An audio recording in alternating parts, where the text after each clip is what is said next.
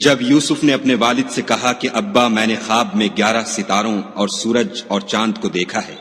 دیکھتا کیا ہوں کہ وہ مجھے سجدہ کر رہے ہیں۔ انہوں نے کہا کہ بیٹا اپنے خواب کا ذکر اپنے بھائیوں سے نہ کرنا، نہیں تو وہ تمہارے حق میں کوئی فریب کی چال چلیں گے۔ کچھ شک نہیں کہ شیطان انسان کا کھلا دشمن ہے، اور اسی طرح خدا تمہیں برگزیدہ و ممتاز کرے گا اور خواب کی باتوں کی تعبیر کا علم سکھائے گا، اور جس طرح اس نے اپنی نعمت پہلے تمہارے دادا پردادا ابراہیم اور اسحاق پر پوری کی تھی، اسی طرح تم پر اور اولاد یعقوب پر پوری کرے گا۔